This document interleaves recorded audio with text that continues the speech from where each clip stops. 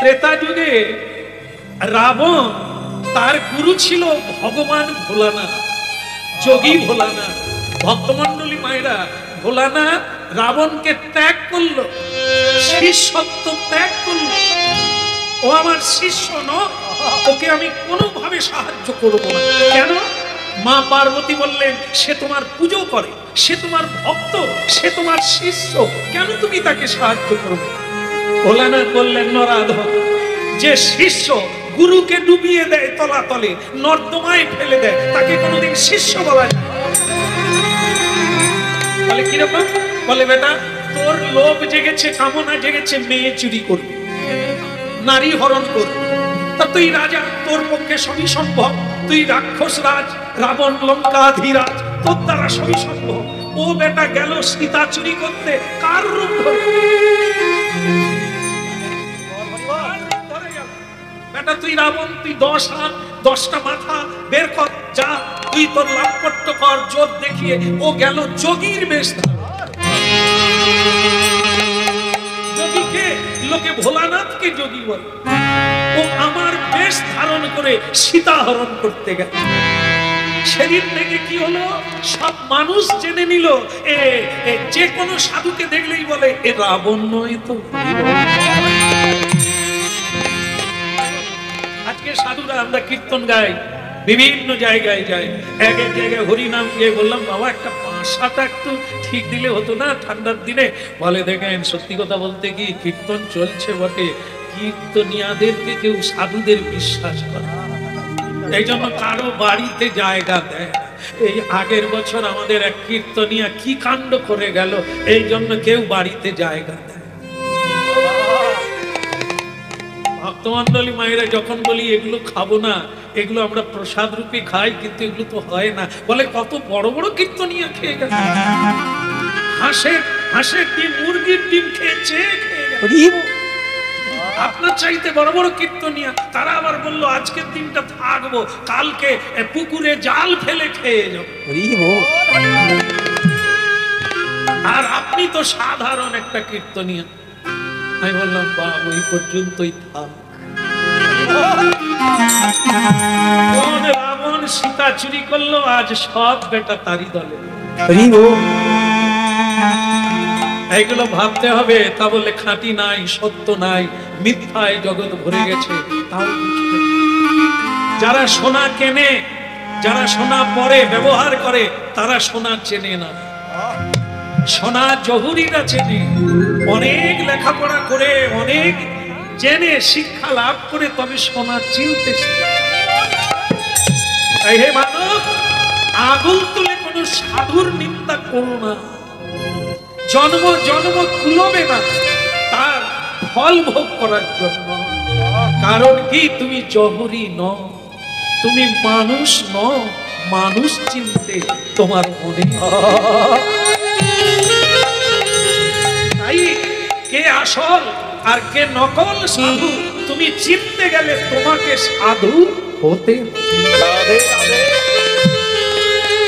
কৃষ্ণ মুরারি ও গো গিরিধারী, তোমার চরণে সব।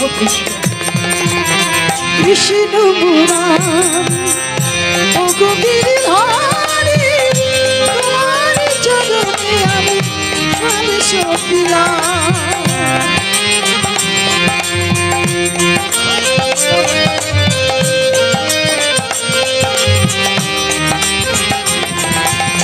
কৃষ্ণ মুরারি তোমার বলো কৃষ্ণ মুরারি ও গো গিরিধারী, তোমারি চরণে আমি সব সপিলাম।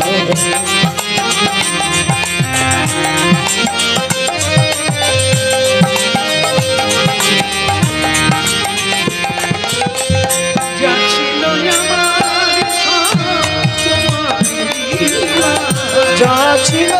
আমার সব তোমার লীলা,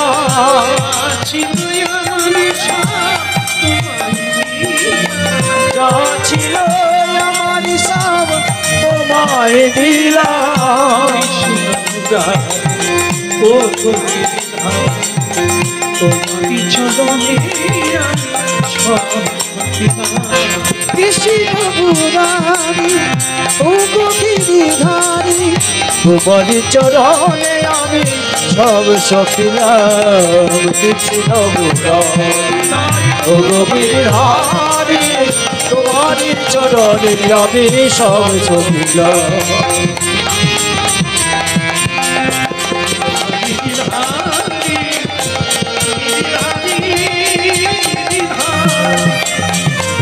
কৃষ্ণ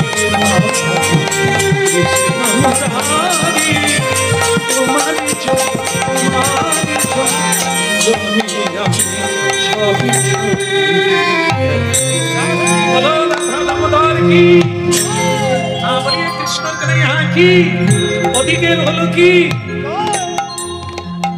না না ওই মানে সেই শিকল বাঁধা লোকটার হলো যুধিষ্ঠির মহারাজ ওখানে কি করছে ওখানে কি করছেন আপনি বলে কৃষ্ণ তোমার কথা মিথ্যা আবার কি হলো বলে তুমি বললে যে লোকটি বৈষ্ণব সাধু মানুষ তাই তুমি প্রতিদিন আসো তো সাধু যদি হবে তার বাড়িতে এরকম একজন লোক শিকল দিয়ে বাঁধা কেন যেন জীবজন্তু বেঁধে রেখেছে আরে বাবা কত লোকের বাড়িতে কত রকম পশু জন্তু কার বাড়িতে পাখি খাঁচায় থাকে কার বাড়িতে ছাগল থাকে হরিণ থাকে তাতে তোমার কি যে কাজে এসেছি সে কাজে চলো না কার ঘরের দেওয়ালে কি ক্যালেন্ডার আছে আমার সব দেখা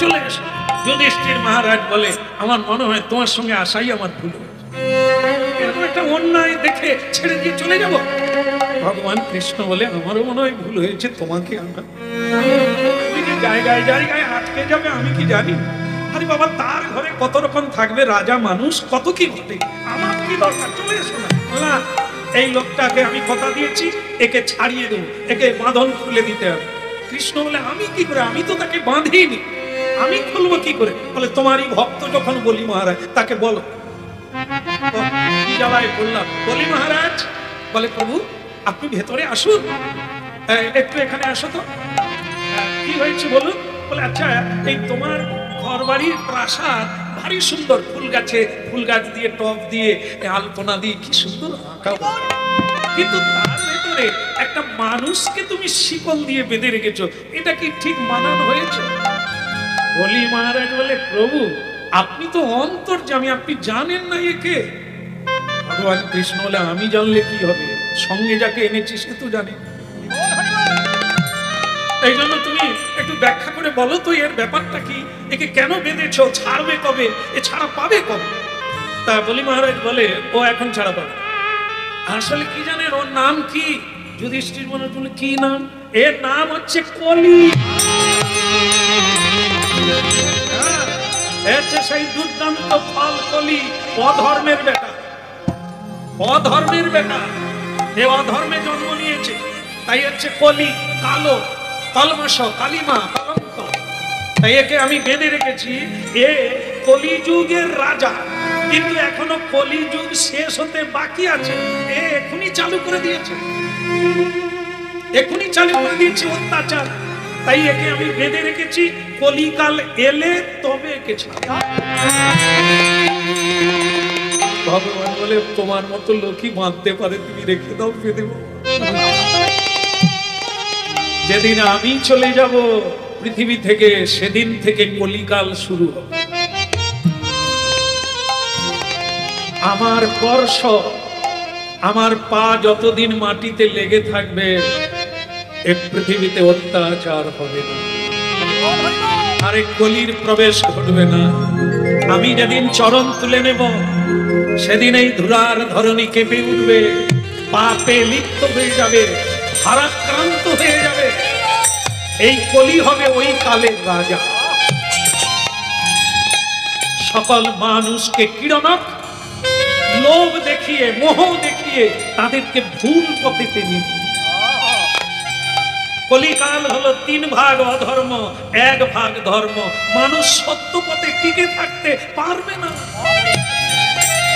কলি তাদেরকে লোভ দেখাবে কলি তাদেরকে ঝঞ্ঝাবাত করে টেনে আনবে অধর্মের যুধিষ্ঠির মহারাজ বলে সে তো তাহলে দুর্দান্ত সময়, কলিকাল হবে সেই সময়। মানুষ ঈশ্বর ভুলে যাবে, অর্থকেই পরমেশ্বর বলে জানবে, আর এই অর্থই মানুষের জীবনে অনর্থ টেনে আনবে। সুরাপায়ী হবে, লটারি খেলবে, স্ত্রী বিক্রি করবে, আর মিথ্যা কথা বলে উপার্জন করবে। আসছে সেই কলিকালে যে হবে রক্ষক, সেই হবে ভক্ষক। কিন্তু আমার একটি কথা, আমি যেই হোক না কেন, আমি তাকে কথা দিয়েছি তাকে ছেড়ে দিতে হবে। বলি মহারাজ তোমার বাড়িতে আমি জল স্পর্শ করবো না যদি না একে ছেড়ে দাও। ভগবান কৃষ্ণ বলি মহারাজ আমারই ভুল হয়েছে, এনাকে আনা, ইনি খুব দয়াল।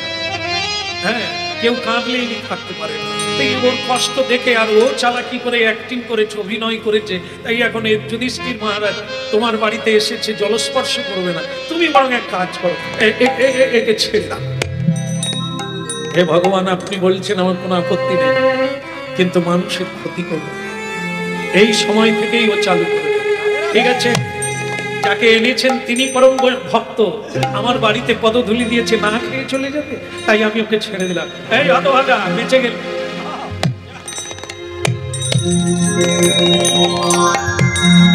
ভক্তমণ্ডলী মায়েরা, কলি অনেকদিন বাঁধা ছিল তো, এখন সে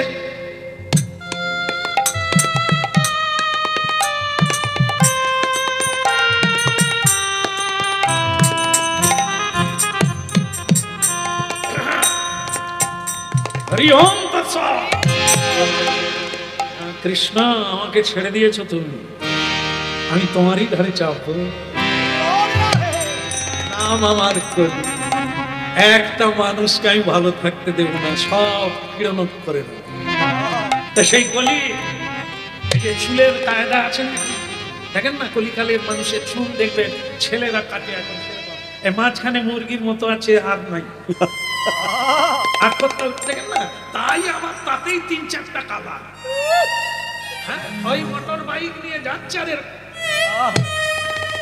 আর কলিকালের কুমারী মেয়েরা যেন রাজপুত্র চলে গেছে। রাজকন্যা জানে না বাইকটা ওর বাবার পয়সা।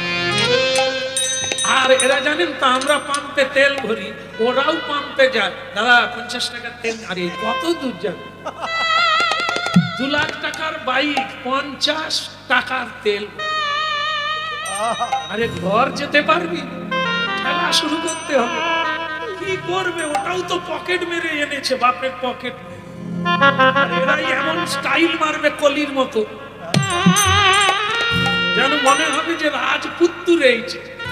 আর কত কুমারী মেয়েরা এদেরই পাল্লায় পড়ে ধিঁদুল হয়ে ঘরে ফিরে। এরা তো রূপ দেখে, চুলের ঝলকানি দেখে, চামড়ার ঝলকানি দেখে, গুণ দেখে, অনেক গুণের গুণধর, কিন্তু তার চামড়াটা কালা বলে তাকে পছন্দ। গোরা চায়। হ্যাঁ, ক্যামেরাম্যানও হাসতেছে। ওই লাইনে যাস, হালে হুলে সব হারা।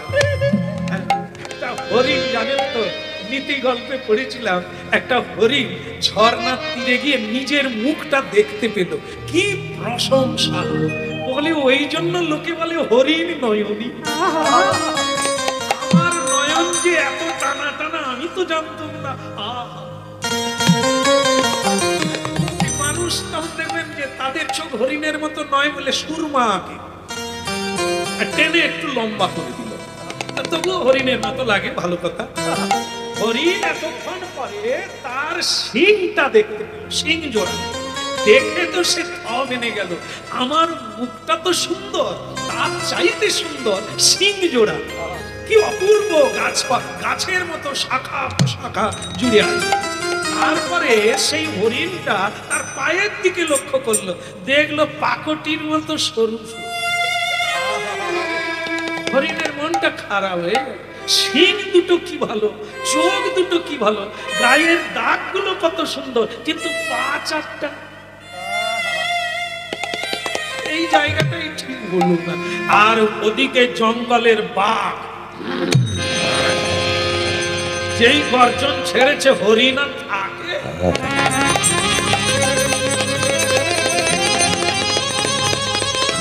ছুট লেপালা গেল বটে, কিন্তু একটা জঙ্গলে লতা পাতা ঝুলেছিল, হরিণটার শিং দুটো জড়িয়ে গেল। ভক্তমন্ডলী মায়েরা বলো, যাকে ভালো বললো সেই শিং জোড়া সেই জড়িয়ে গেল, আর বাঘের পেটে চলে গেল হরিণ। কে ছুটিয়ে আনলো? যার নিন্দা করেছিল। এই নীতি গল্পে আছে, রূপের অহংকার করো না, রূপের পূজা করো না। রূপ বড় খতরনাক, এই তোমাকে জালে জড়িয়ে দেবে আর তোমার মৃত্যু অবশ্যম্ভাবী। ওই হরিণ লতা পাতায় শিং জোড়া দুটো যদি না থাকতো ও বেঁচে যেত। তাই ভক্তমন্ডলী মায়েরা, কি করা, আমরা সকলে রূপের পূজারী। যেখানে রূপ আমরা সেখানে ওই পিপিলিকার মতো পাখা গজিয়া আগুনে পুড়ে মরে ডানা পুড়ে গিয়ে হাবুডুবু। বলো না আমার ভুলিতে তাহা,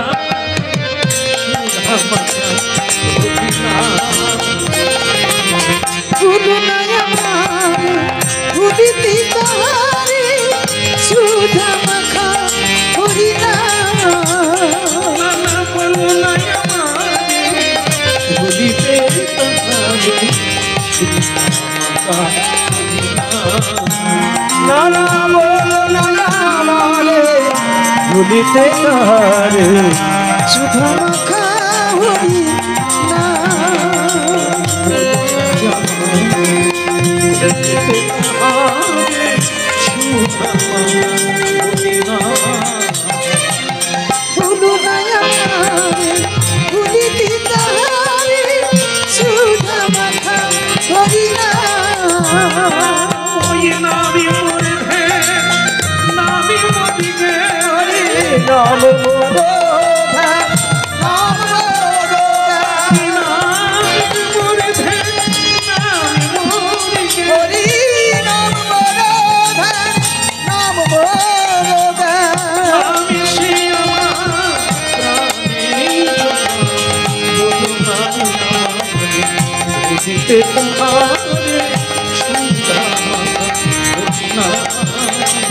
ওই বলো না আমারে ভুলিতে তাহারে, সুধা মাখা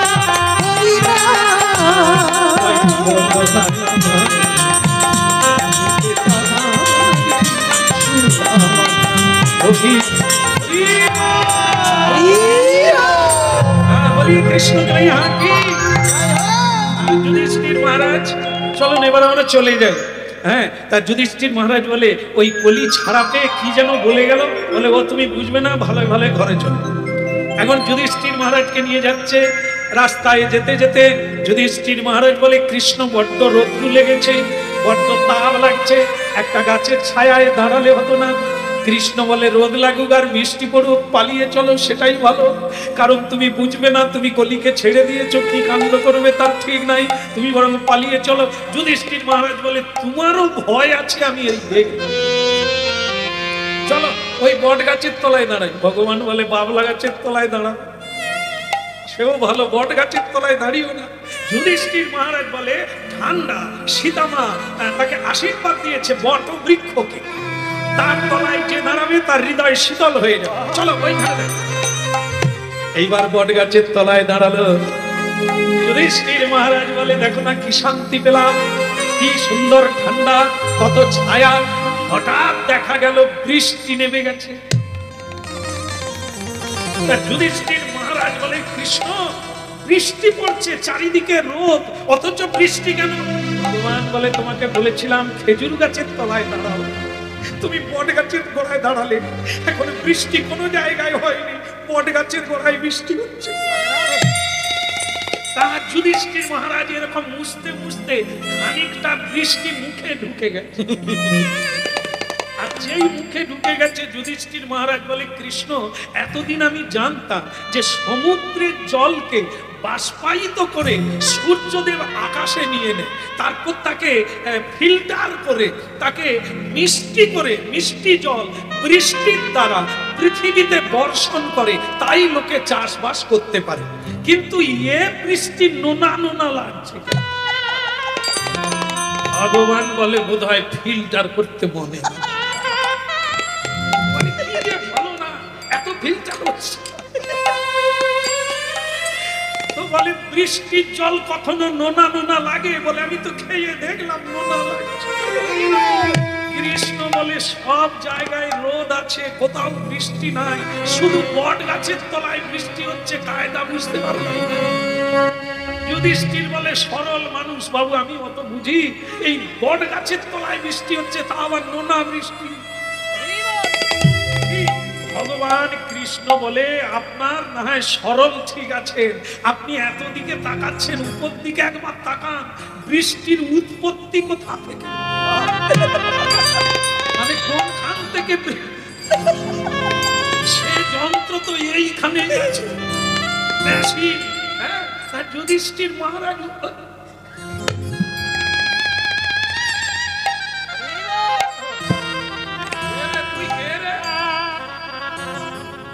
সে তো অন্য কেউ, বলি মহারাজের বাড়িতে যে বাঁধা ছিল তো সেই লোক। সে বট গাছের উপরে বসে প্রস্রাব করছে, না লাগবে নি বৃষ্টি? সে তো প্রস্রাব করছে, স্বয়ং কৃষ্ণেরও মাথায় পড়ছে। ভগবান বাদ যাবে, সে তো বলে দিয়েছে, তুমি আমাকে ছেড়েছো, আমি তোমার ঘাড়ে যাব। মহারাজ উপরে মগ ডালে বসে প্রস্রাব করছে, আর ভক্ত ভগবান ডুবে হাবুডুবু খাচ্ছে। যুধিষ্ঠির মহারাজ রেগে গিয়ে বলে, হ্যাঁ রে হতভাগা, তোর কাণ্ড জ্ঞান নেই, তোর ধর্ম নেই, ঠিকই আছে, কিন্তু তা বলে তুই ভগবানের গায়ে প্রস্রাব করবি? যে না হলে তুই ছাড়ি পেতিস না, তুই তার গায়ে, তার মাথায় প্রস্রাব করলি। জবান করে লাভ দিয়ে পড়ে গেল কলি।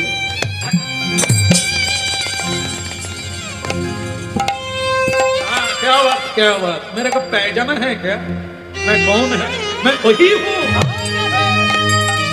मैं वही हूँ जिनका नाम हो रहा है कली। नहीं, अरे धर्मराज যুধিষ্ঠির, আপনি কাকে কি বলছেন?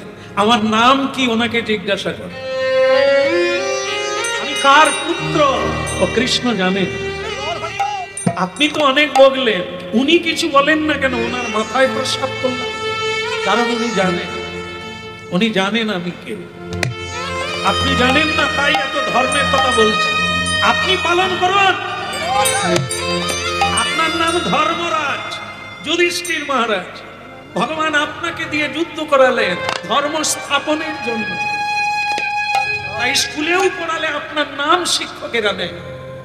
ছেলে মেয়েকে শিক্ষা দিতে গেলে আপনার ধৈর্যের কথা সকলকে শিক্ষা দেয়। সত্য মেব জয়তে, যথা ধর্ম তথা জয়, এই বাণীগুলো কার? আপনার। কারণ পৃথিবীতে আপনি ধৈর্য দিয়ে এই ধর্ম পালন করে সত্যকে রক্ষা করে পৃথিবীতে একটা দাগ রেখে। কিন্তু আমি কে? আমি অধর্মের পুত্র, আমি কালো কলি। আমি ধর্ম কোথায় পাবো? আমাকে উনি সৃষ্টি করেছেন কলি রূপে। আমার কাজ হচ্ছে মানুষকে অধর্মে টেনে। আমি ধর্ম কোথা থেকে পাবো?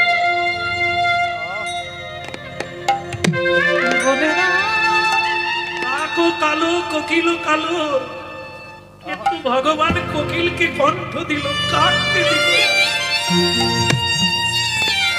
এই সবাইকে সৃষ্টি করেছে কত ভালো করে, আমাকে কলি রূপে জন্ম দিয়েছে। বলে দাও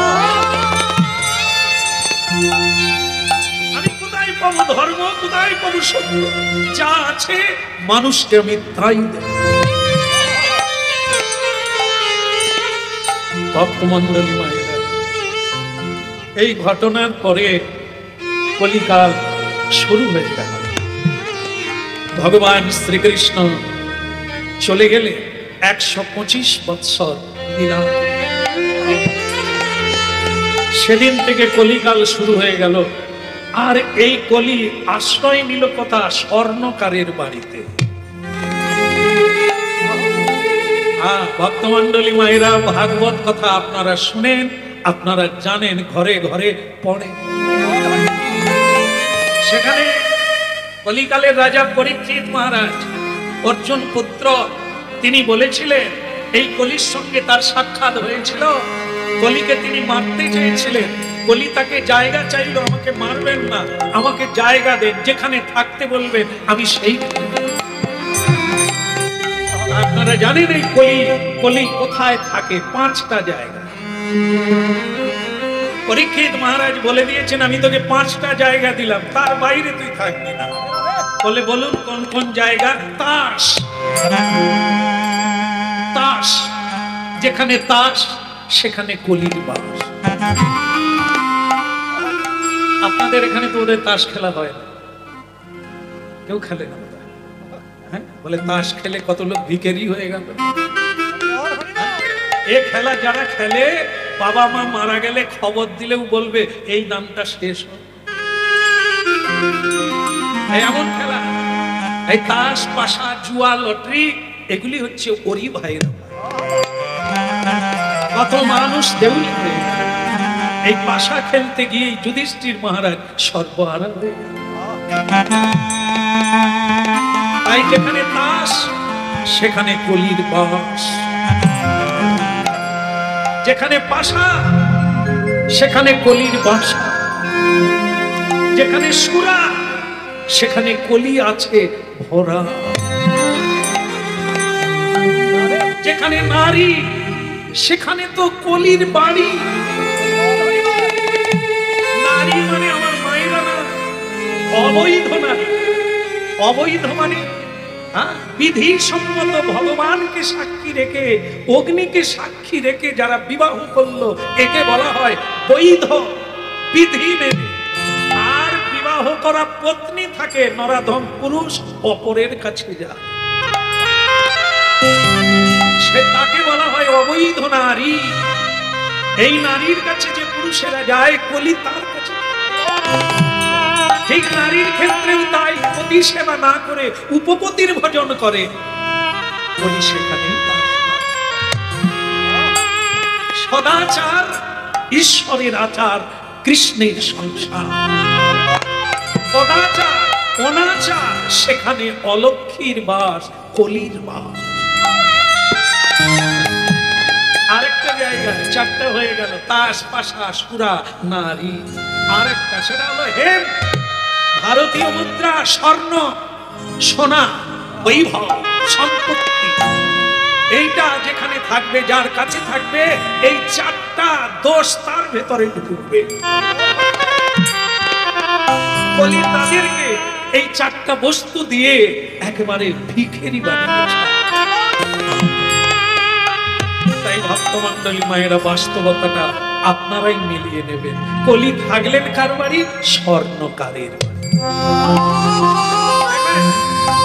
মায়েরাই বেশি সোনা ব্যবহার করে। এখন আর পুরুষের গলায় চেন দেখা যায়, পুরুষ ভালো, আবার এখানেও চেন করে যাদের বেশি সোনা থাকে।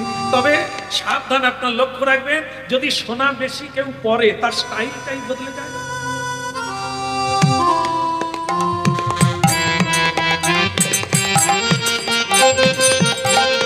দেখবেন মাথায় কাপড় থাকবে না, গায়ে কাপড় থাকবে না, খুলে গেলে কেন হাতটা লোকে দেখুন, নেকলেসটা।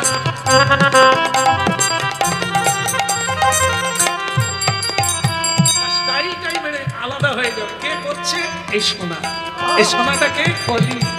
তাই গায়ে রাখতে হয়, একটা ধাতু রাখতে হয়, স্পর্শ রাখতে হয়, তাহলে স্টাইল জন্য। বেশি করবেন কলির হাতে উঠে যাবে, আপনাকে ভুল পথে টেনে নিয়ে যাবে।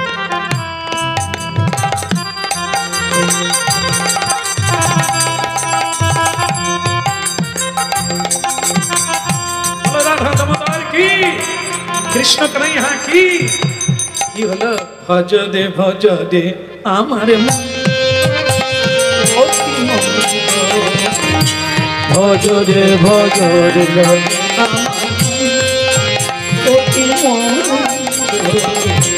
ভজরে ভজরে আমার অতি মন্দ রাধা কৃষ্ণ শরণ ব্রজবনে রাধা কৃষ্ণ ভজরে ভজরে আমার অতি মন্দ ভজরে ভজরে আমার অতি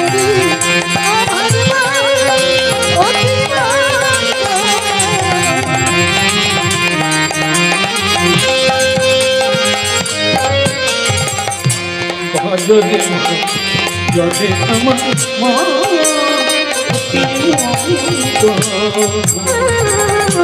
ভজরে ভজরে আমার অতি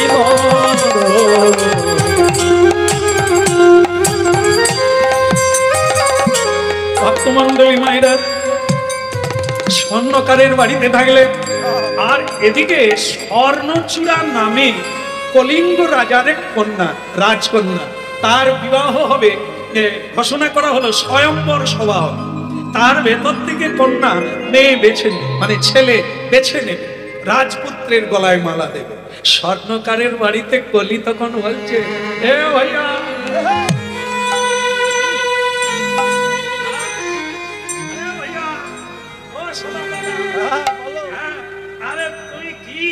আমি বুড়ো হয়ে যাচ্ছি তুমি দেখতে পাচ্ছ না একটা মেয়ে জোগাড় করতে পারো না মানে ভক্তমন্ডলী মায়েরা কলি সবসময় একেবারে সুরা খেয়ে বিভোর হয়ে আছে চোখ লাল হয়ে ওঠে আরেকটা আমার জন্য মেয়ে দেখো স্বর্ণকার বলে আমি খোঁজ পেয়েছি সোনা দানার গহনার অর্ডার পেয়েছি রাজকন্যার স্বয়ম্বর হবে ও বলে তাহলে তো তুমি আমায় একটু সাজিয়ে দিলে বিয়েটা আমার সঙ্গে পৃথিবীতে এমন কোন যুবরাজ নেই যে আমার মায়ের সঙ্গে পেরে উঠবে এমন ফার্স্ট ক্লাস যুবরাজ সেজে যাব ও মালা আমার গলায় ছাড়া অন্য কারো গলায়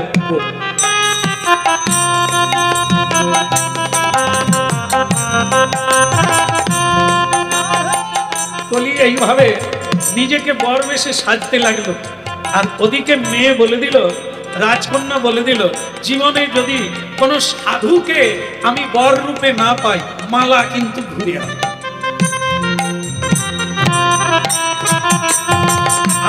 আমি চাই স্বামী ধার্মিক হবে কারণ কলিকালে ধর্মপথে থাকতে গেলে প্রতি মানে ধর্মপরায়ণ হতে হবে বলো রাধা রানী কি দেখেন আমি শেষটা বলে দিই সেটা হলো এই শেষ হতে যাচ্ছে এখানে অনেক মায়েরা আছে আমার পূজনীয় মা আমার প্রণম্য মা দেখেন মায়েরা আছে মায়েরা প্রতিদিন রান্না করেন না না করেন তো অনেকে হয়তো রিটায়ার হয়ে গেছে হতে পারে কিন্তু করেছেন সারা জীবন তাহলে রান্না সারা জীবন করলেন কিন্তু খেলো কে আপনার রান্নাটা কোনোদিন কি মন্দিরে ঢুকেছে যেখানে ভগবানের ভোগ যদি না হয় আপনার অত্যন্ত অনুশোচনা হওয়া দরকার রান্না করলেন সারা জীবন কিন্তু আপনার রান্না ভগবানের সেবায় লাগলো না সেবা করলো কিন্তু কোনোদিন আপনার হাতে সাধু সেবা পেল তাহলে আপনার মানব জীবনের লাভ কি তাই ভক্তমন্ডলী মায়েরা মা পার্বতী 1000 বছর তপস্যা করে ভোলানাথকে বিয়ে করেছে অনেক দেব দেবী অনেক দেবতা তাকে বিয়ে করতে চেয়েছিল কিন্তু মা পার্বতী বললেন না যদি বৈষ্ণব স্বামী পাই তাহলে আমি যে রান্নাটা করবো সেটা ভগবান বিষ্ণুর হবে আমি যে বাসনটা ধুইব সেটা বৈষ্ণবের উচ্ছিষ্ট হবে যেখানে ঝাড়ু লাগাবো সেটা সংসার নয় সেটা মন্দির হবে এই জন্য ভেবে করতে হবে কারণ মানব জীবনটা তো আর স্থায়ী নয় এ তো দুদিনের খেলা এই দুদিনের খেলা এই আজকাল পরশু হ্যাঁ, এই ভবলীলার সাঙ্গ। তাই সেটা এই এই খেলা না। একটা বিয়ে করলাম, দুটো বাচ্চা হয়ে গেল, বাস এই একটা গাড়ি চললাম, বাড়ি বানালাম, বাস না, এটা মানুষ জীবন নয়। এটা তো জীবজন্তুরাও করে, তাদেরও বাচ্চা আছে, তারাও বাসায় থাকে, তাদেরও মিলন হয়, তাদেরও আনন্দ হয়, আর মানুষেরও হয়। তাহলে পশুতে মানুষের তফাৎ কোথায়? পঞ্চম পুরুষার্থ ধর্ম অর্থ কাম মোক্ষ, এটা হচ্ছে চতুর্বর্গ পথ। প্রেম হচ্ছে পঞ্চম পুরুষার্থ, যেটা মহাপ্রভু দিতে এলেন এই হরিনামের মধ্য দিয়ে। সেইটা যদি না পেতে পারি তাহলে কি পেলাম জীবনে?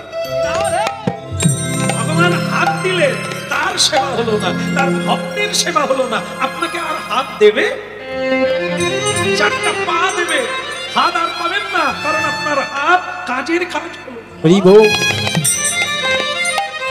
এই জন্য ভক্তমণ্ডলী মায়েরা ভেবে পা বাড়াতে হবে। সংসারটা এমনি না, সনকে সন হচ্ছে সংসার সাজা, আর সার হচ্ছে ওই সংসারের সার হচ্ছে গোবিন্দ। কৃষ্ণ ভজিবার তরে সংসারে যাই না, কৃষ্ণ ভজিবার তরে সংসারে যাই না, কৃষ্ণ ভজিবার তরে সংসারে যাই না, কৃষ্ণ ভজিবার তরে সংসারে যাই না, নিচে মায়ের বর্গ নিচে মায়ায় বদ্ধ হয়ে বৃক্ষ সম হইলাম, নিচে মায়ের বর্গ হয়ে নিচে মায়ায় বদ্ধ হয়ে বৃক্ষ সম হইলাম, কালী রূপে পৃথিবীতে কাল রূপে পৃথিবীতে বক্ষ বাসা করে, ফল রূপে পুত্র ডালে ভাঙি পড়ে, ফল রূপে পুত্র কন্যা ডাল ভাঙি পড়ে, ফল রূপে পুত্র কন্যা ডালে ফল রূপে পুত্র কন্যা ডাল ভাঙি পড়ে। সাবধান, একটু ভেবে দেখতে হবে। এখনো যে কটা দিন আছে কিছু করা যায়, জীবনটা বদল করা যায় কিনা ভাবতে হবে।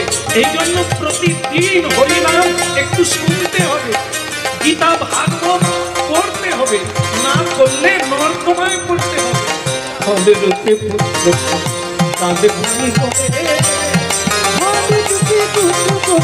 ডাল ভাঙি পড়ে, পৃথিবীতে কত বর্ষা করে, পৃথিবীতে কত বর্ষা করে, ফল রূপে পুত্র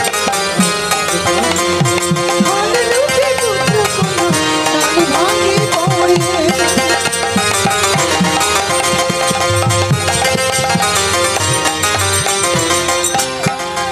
যে যাকে চায় সে তাকে পায়। হ্যাঁ, তারকেশ্বরে ভোলানাথ আছেন বাবা, তার মাথায় দেখবেন আমরা কীর্তন গাইতে গেলে গাড়ি আটকে যায়, এত বড় লাইন, আর প্রশাসন চলছে, একবারে বাজনা বাজিয়ে বক্স বাজিয়ে বাবার মাথায় জল ঢালতে যাচ্ছে। এখন ভক্তমণ্ডলী মায়েরা মা পার্বতী কষ্ট পাচ্ছে, বলে প্রভু তুমি মর্তধামে যাবে, আর বোধহয় আসবে না। কেন? মর্তের মেয়েরা যেরকম লাইন দিয়েছে তোমার মাথায় জল ঢালবে, তা তোমাকে যদি কেউ জড়িয়ে ধরে আর তো তুমি আসবে না। ভোলানাথ বলে তুমি নিশ্চিন্তে ঘুমাও, আমি এলাম। বলে কেন? বলে মর্তের কোন মেয়ে তো আমাকে চায় না। তারা জল ঢালে আর বলে বাবা আমি পাড়ার ভম্বুলের সঙ্গে ইন্টি বিন্টি, ওকে যেন পাই। ভোলানাথ বলে আমার কোনো খরচা নাই, তুই ওকেই যখন পাবি যা, আমি কানেকশন করে দিলাম। এখন ভম্বুলকে বিয়ে করে জীবনটাই ভম্বুল হয়ে গেল। ভক্তমণ্ডলী মায়েরা সে আবার ভোলানাথকে দোষ দেয়, তোমার মাথায় জল ঢেলে এরকম জল ঢালা স্বামী আমি বুঝতে পারি, তুমিও ঠকাবে। ভোলানাথ বলে পাক তুই কি চাইলি? বললি ভম্বুলকে চাই। তুই যদি জল ঢেলে বলতিস বাবা তোমার ঝোলায় কে আছে, একটা ভালো দেখে দেবো, তার মতো ছেলে। আমি তো ঝোলা নিয়ে বসে আছি, তাই আর হাত দিতে হবে। সকলেই তো যে যার ফিট করে এসে, আমি শুধু কারেন্ট লাগিয়ে দেব। বাস, এই তো। হ্যাঁ? একটু ভক্তমণ্ডলী মায়েরা কেউ কি ভোলানাথের উপরে কেউ ভরসা করে? সব যে যার ঠিক করে বাবার কৃপায় যেন লেগে যায়। এই জন্য বাবা বলছেন পার্বতী নিশ্চিন্ত থাকো, আমাকে কেউ চায় কি। এখানে তাই হলো কি, মেয়েটা বলছে ধার্মিক ছেলে ছাড়া বিয়ে করবো না রাজকন্যা, আর একটি ভগবান মিলিয়ে দিয়েছে। একটি ছেলেও বলছে জীবনে যদি ভক্তিমতী কন্যা না পাই বিয়েই আমি করবো না। তার বাবা বলল যা না, স্বয়ংবরায় যা না। বলে আমি যাব, সে মেয়ে যদি আমাকে না চায়, বলে তুই গিয়ে তো দেখ, চেষ্টা তো কর, তারপর ভগবানের হাতে। বলো রাধার মান কি, কৃষ্ণ यहाँ की ये হলো কি, এই তো যাচ্ছে কি, এই যাচ্ছে কি অপরূপ সাজে চলে, অপরূপ সাজে চলে, সাজে চলে আনন্দে আনন্দে আত্মহারা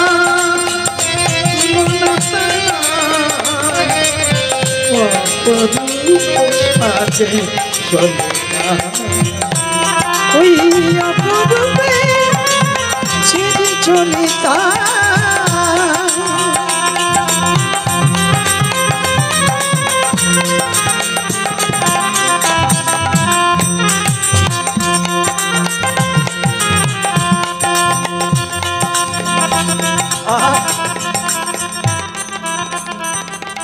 কলিও আজকে বরবেশে সেজে নি, সে মাঝে মাঝে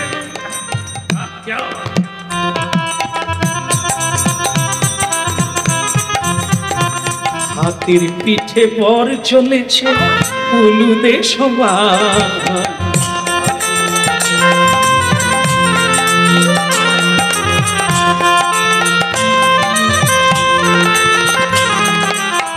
হাতির পিঠে বর চলেছে উলুদে সবার,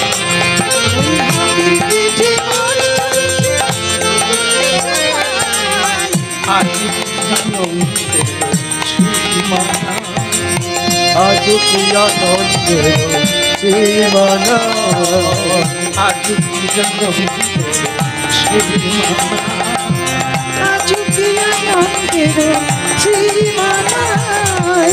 উলুধ্বনি শঙ্খ করিছে সবাই, ধ্বনি শঙ্খ ধ্বনি কররে সবাই, আজ প্রিয়া নন্দের সীমানা, মোদি মোদি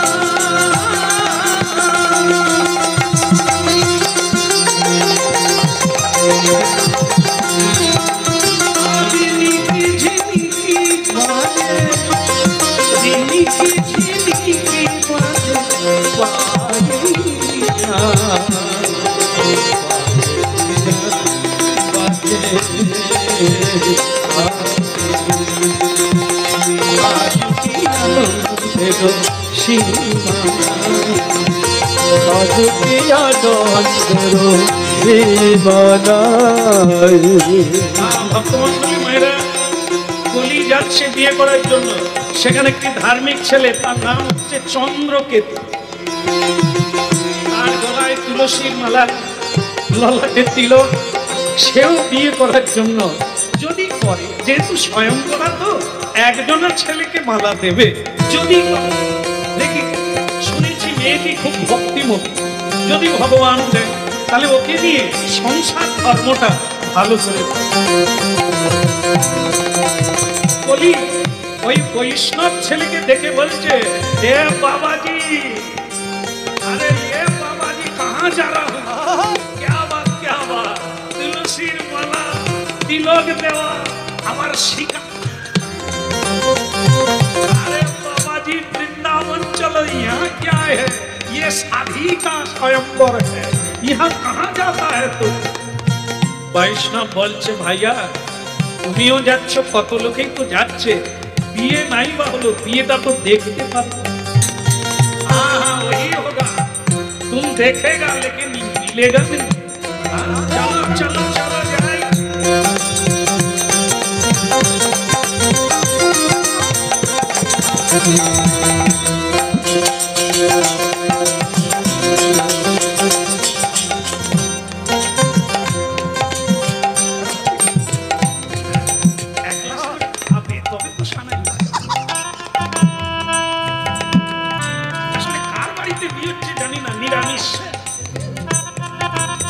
ढोल वाला रखी खाए ना बोले आजा।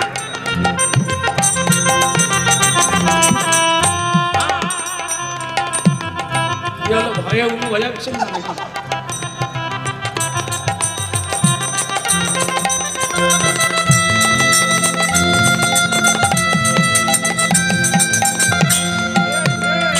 ए बाबा जी कोথায় গেলি রে? তুমি আমার কাছে কাছে আছো, দেখছি আছো তো? হ্যাঁ, তোমার পাশেই আমি রইলাম, তবে মালার আশা করো, মালা এখানে এই সবাই বসে আছে। 32 জন যুবরাজ এসেছে নানান জায়গা থেকে, 32 জন পরস্পর সব, কার টুপি দামি, কার হার দামি, কার বডি দামি, কার রূপ দেখতে সব পরস্পর। কলি মাঝে মাঝে তার চুলগুলোকে,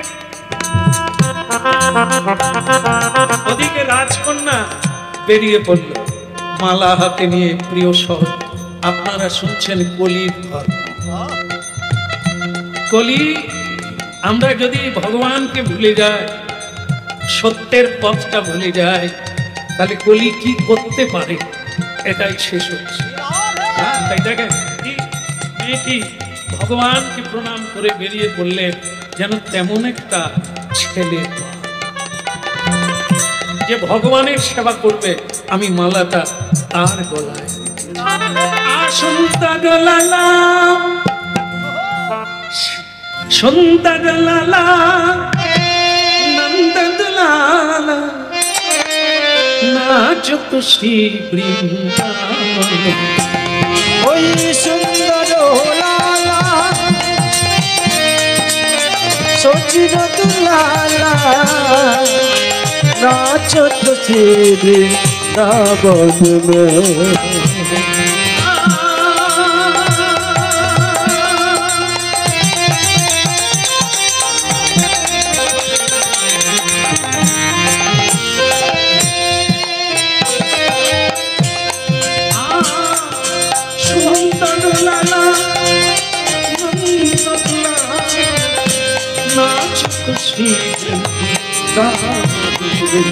ওই সুন্দর লালা সচির দুলালা নাচত শ্রী বৃন্দাবন মে।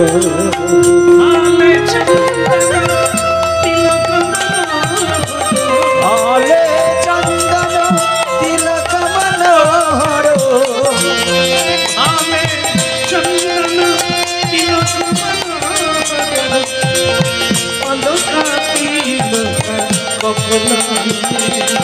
সুন্দর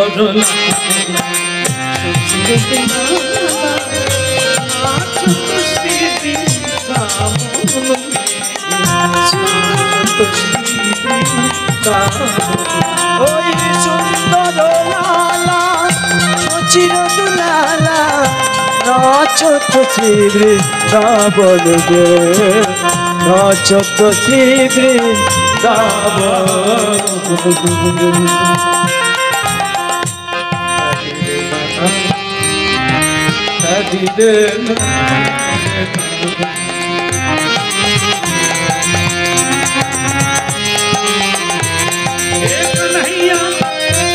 तेरी चरण में मैं पाप पकड़ती है, तेरी चरण में मैं सब कुछ दे रही है। तुम कृपालु, तुम दयालु, श्री गोविंद तुम्हारी चरण में मैं सब देती हूँ।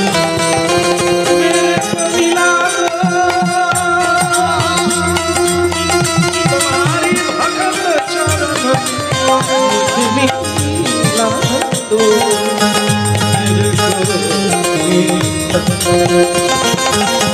सुंदर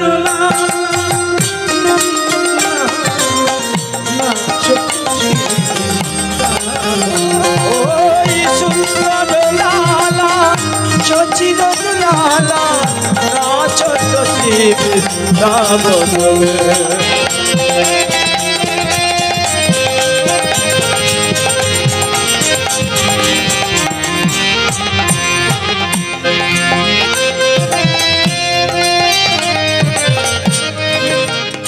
লাইন দিয়ে সবাই বসে আছে তো। মেয়েটা এত অপরূপ, দেখতেও যেমন তার গুণের মহিমা, তাকে পাওয়ার জন্য সকলেরই ইচ্ছা। যদি মালাটা আমার, যার কাজ দিয়ে যাচ্ছে মেয়েটা, সে মাথা নিচু করে দিচ্ছে, ওই বোধহয় মালাটা আমারই গলায়। কিন্তু উঠে দেখে সে মেয়ে আমি চলে যাচ্ছে। এইবার যাচ্ছে তো যাচ্ছে, হ্যাঁ, সে কখন সেই যে কলি বসে আছে, সে বলছে এই বাবাজি তুই আমার ডান বাঁ দিকে বসবি না, ডান দিকে। ওই দিক দিয়েই মেয়েটা আসছে, শেষকালে ভুল করে তোর গলায় না দিকে এদিকে আমার ডান দিকে বস।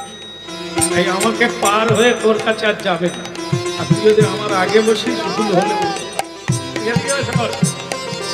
তোর চেয়ারে আমি বসবো, আমার সিংহাসনে তুমি বসবো। বাবাজি বলে আমি ভগবানের উপরে ভরসা করে বসে আছি, হয় হয় না, কোনো দুঃখ নেই। ভগবানই যোগাযোগ করে, ভগবানই বিয়োগ করে, ভগবানই জন্ম দেয়, ভগবানই প্রলয় ঘটিয়ে দেয়।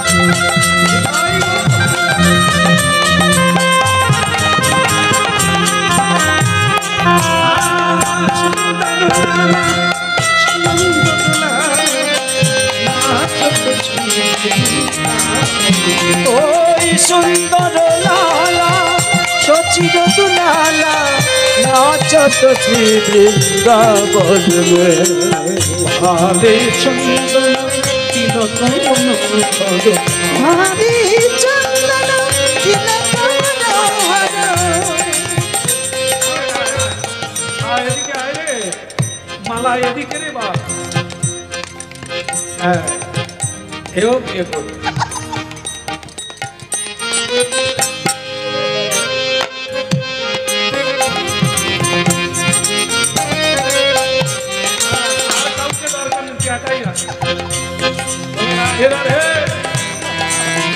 ভালো বলতে হয়, এখন কি করবে?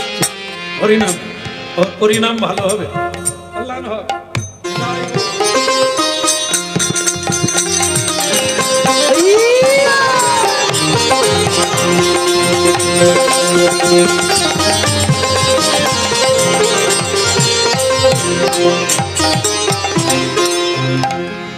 কলির কাছে গেল মেয়েটা, চন্দ্রচূড়া যার নাম, অপরূপ সুন্দরী যার ধাম, সেই মেয়েটা মালা নিয়ে এলো।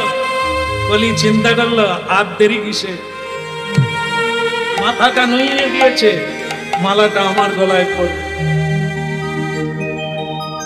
কিন্তু মাথা তুলে দেখে মেয়ে না। কলি বলে ব্যাপার কোন দিকে গেল? ঘুরে দেখে তার পাশে যে বাবাজি ছিল, মালা তার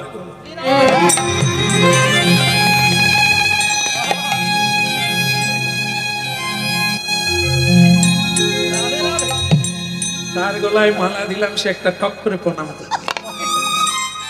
তুমি কি ভাবছো আমি তোমাকে নিয়ে সংসার কি পুরুষ মানুষ নাকি? দেখাবার জন্য তোমার গলা। তার মানে এই নয় যে তোমার সঙ্গে আমার দূরে বলো রাধে রাধে, এ তালে থাকে। এরকম সুযোগ এলেই টুক করে পায়ে হাত দিতে। আচ্ছা যাই হোক, মালা বাবাজি দুজনে দাঁড়িয়ে আছে, আর কলির এই সময় নেশা কেটে গেছে।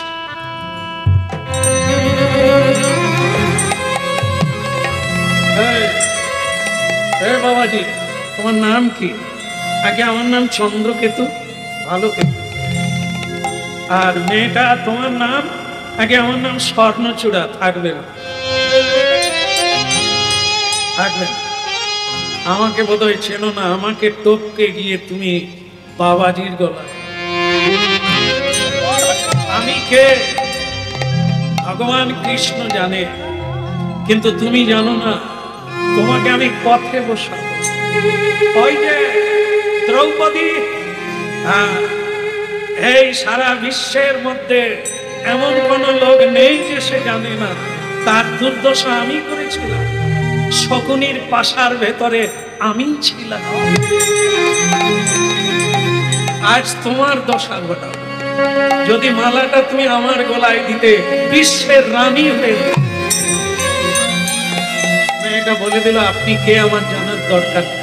আমি দেখেছি বৈষ্ণব লক্ষণ, বিষ্ণুর জন, যে বিষ্ণুকে সকল দেবতা প্রণাম করে, স্বয়ং ব্রহ্মা তার উপাসনা করে, স্বয়ং ভোলানাথ শ্মশানে বসে তার উপাসনা করে, স্বয়ং মা পার্বতী যার নাম পরমা প্রকৃতি বৈষ্ণবী, তিনি জপমালায় কৃষ্ণ নাম জপ করছেন। তিনি কলিকালে জন্ম নিয়েছেন সীতা রূপে, ভোলানাথ হরিনাম করবেন বলে অদ্বৈত আচার্য রূপে শান্তিপুরে এলেন। যেখানেই হরিনাম হয় এখানে জিজ্ঞাসা করবেন, এখানে অদ্বৈতের ঘট আছে, যিনি ভোলানাথ। মা পার্বতীর ঘট আছে, তার নাম সীতা। এখানে ঘট না থাকলে হরিনাম হবে না। সেই ভোলানাথ তিনি ভগবানের নাম কীর্তন করছে, আর আমি একজন বৈষ্ণবের গলায় মালা দিয়ে সবচাইতে শ্রেষ্ঠ পদ অবলম্বন। হরি বল, হরি বল। ভক্তমণ্ডলী মায়েরা বরবধূ চলে গেল, রাজবাড়িতে চলে গেল। কলি ঠিক করলেন, শান্তি কি আমি দেব? নরসুন্দর রূপে একটি অপূর্ব সুন্দর রূপ ধারণ করে ওই রাজবাড়িতে গেল। বাড়িতে কে আছেন? মহারাজের জয় হোক। আপনি আসুন, বসুন। আপনার নাম কি? আগে আমার নাম নরসুন্দর। এখানে কি প্রয়োজন? পাশা খেলবে। আমার খুব পাশা খেলার ইচ্ছে, তাই মহারাজ চন্দ্রকেতু, আপনি তো শুনলাম নতুন বিয়ে করেছে, আপনার সঙ্গে একটু পাশা খেলতে চাই। কিন্তু আমি তো পাশা জানেন না তো। যুধিষ্ঠির মহারাজ জানতেন না। ও আমি দেখিয়ে দেব, খেলে নেব, আপনার কোনো চিন্তা। ভক্তমণ্ডলী মায়েরা এই কলি প্রবেশ করলো তার বাড়িতে, পাশা খেলায় বসিয়ে দিল। প্রথমে পূর্ব দিক, তারপরে পশ্চিম দিক, তারপর দক্ষিণ দিক, তারপর উত্তর দিক পাশাতে জয় করে। এবার বলছে যুধিষ্ঠির মহারাজ শেষে দ্রৌপদীকে পণ রেখেছিল, আপনিও রাখেন। আপনার স্ত্রীকে পণ রাখেন, যার নাম স্বর্ণচূড়া, তাকে রাখেন পণ। যেই পণে হারাতে যাচ্ছে, এমন সময় মা দুর্গা দেবী ভোলানাথকে বলছেন, ওগো তুমি দেখছো কি তোমার ভক্ত, ভগবানের প্রিয় ভক্তকে কিভাবে কলি ঠকাচ্ছে? বলে সেটা তো দেখছি, কি করবো? বলে হনুমানকে ডাকো, হনুমানকে ডেকে ওখানে পাঠিয়ে দাও, যাতে ভক্তদেরকে কষ্ট না দেয়, কলিকে বেঁধে আনবে। জয় শ্রীরাম, জয় সীতারাম, জয় জয় জয় সীতারাম, জয় সীতারাম, জয় জয় জয় সীতারাম, জয় সীতারাম, জয় জয় সীতারাম, জয় সীতারাম, জয় জয় জয় সীতারাম, জয় সীতারাম, জয় জয় জয় সীতারাম, জয় সীতারাম, জয় জয় জয় সীতারাম, জয় সীতারাম, জয় জয় জয় সীতারাম, জয় সীতারাম, জয় জয় জয় সীতারাম, রঘুপতি নন্দন জয় সীতারাম, রঘুপতি নন্দন জয় সিয়া রাম। সীতারাম রঘুপতি রাম জয় সীতারাম দশরথ নন্দন জয় সীতারাম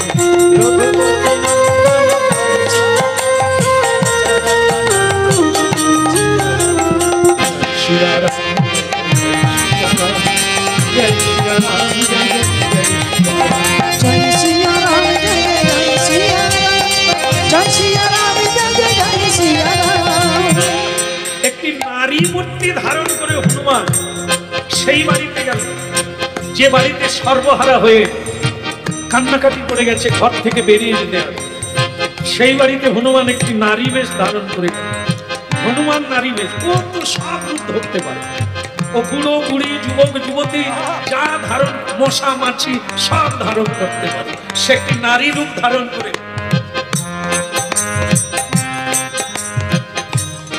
কিছু মনে করবেন না, এই রাজবাড়িতে আমি এসেছি, আমার একটা কাজের দরকার। আমার স্বামী আমাকে বিয়ে করে ছেড়ে দিয়ে চলে গেছে, এখন সংসার চালানোর জন্য একটা কাজের খোঁজ করছি। রানী চন্দ্রচূড়া বললেন, আমার স্বামী সর্বহারা, আমাকেও তিনি হাঁটতে বসেছেন, এখন আর তোমাকে কোথায় কাজে লাগাবো বোন? বোন যখন বলেছ, তোমাকে রাখার দায়িত্ব আমার। পাশা খেলতে আমিও জানি, কোন মুখ পড়া হারিয়ে সর্বহারা করেছে একবার ঘুমটা খুলে, ঘুমটা দেওয়া তো অভ্যাস না। তাই হনুমান ঘুমটা খুলতে যাচ্ছিল, বলে মা আমাকে শুধু দেখিয়ে দাও, তুমি যখন বোন বলেছ, তুমি আমার প্রিয়জন, আমি তোমাকে রক্ষা করবো। কে একটা পাশা খেলতে এসেছে তার কাছে নিয়ে চল। সেখানে গিয়ে বলছে, এই যে বাবা তোমার নাম নরসুন্দর, পাশা খেলা কতদিন শিখেছো? আমি বাপের বাড়িতেও খেলেছি, শ্বশুর বাড়িতেও খেলি, এখন তোমার সঙ্গে খেলবো, তোমাকে পাঠাবো জমের বাড়ি। বলি বলে অনেক রকমের মেয়ে দেখেছি, এরকম মেয়ে দেখি শাড়ি পরে আছে কিন্তু ভাবটা পুরুষালী ভাব। মেয়ে মেয়ে মানুষের মতো চলো, বলে তাহলে তোমার আরো হরণ করতে ভালো হয় টুপি পরাতে, তাই না? এত বলি সেই বলি আর চালে চালে, এত বলি সেই বলি বাসার চালে চালে, এত বলি সেই এত বলি সেই বলি বাসার চালে চালে, ওই না পূর্ব পশ্চিম উত্তর দক্ষিণ সবই সে জয় করে। পূর্ব পশ্চিম উত্তর দক্ষিণ সবই সে জয় করে।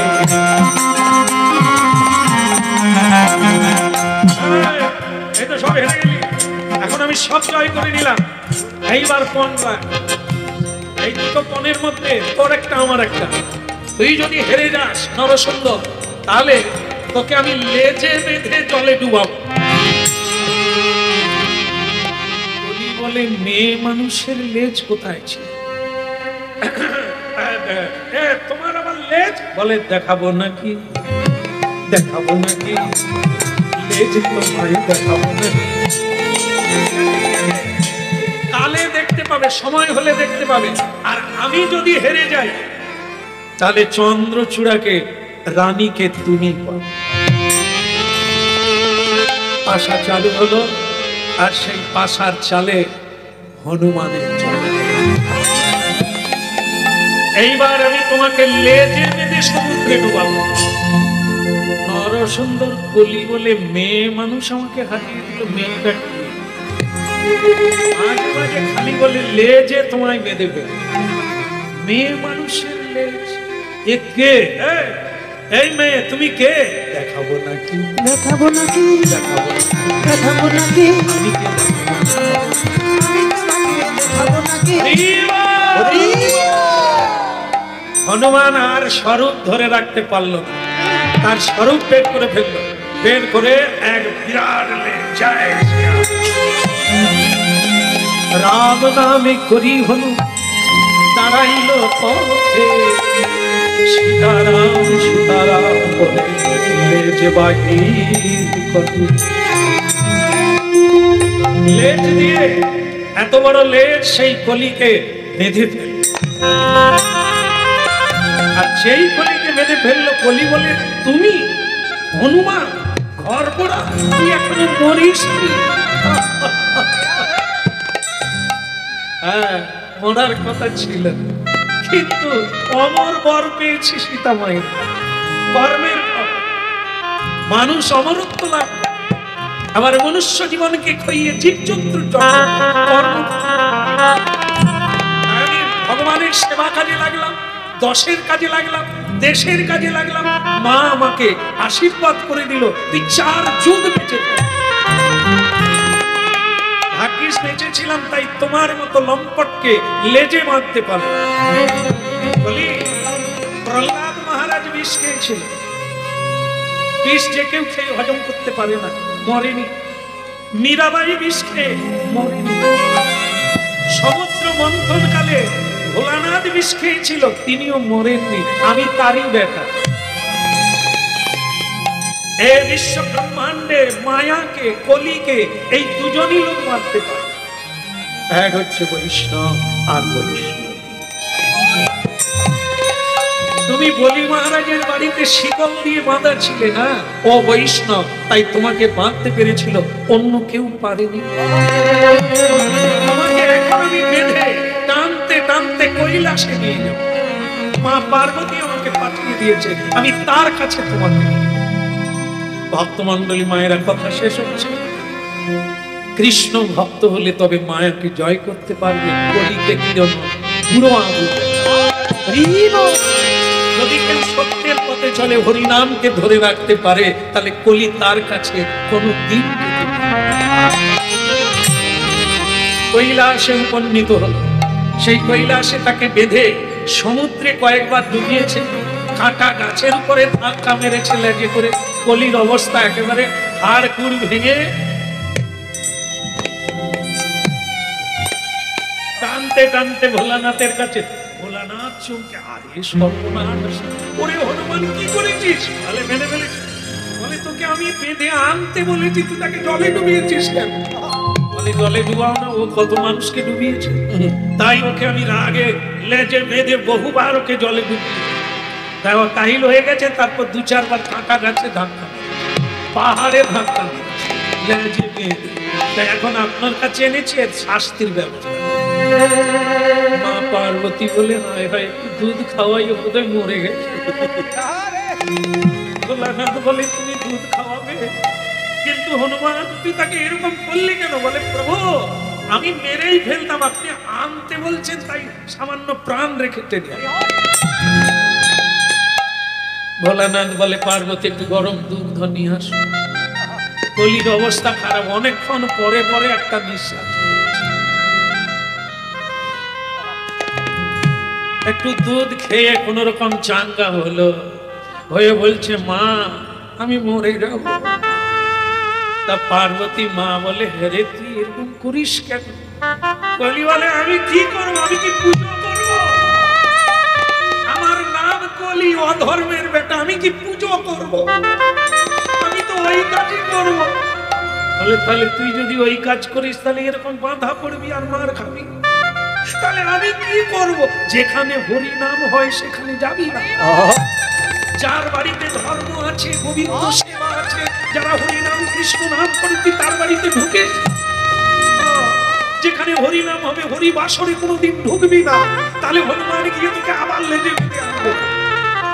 বলে, মা আপনার কথা আমি রাখবো, তবে আমি সাইটে থাকবো।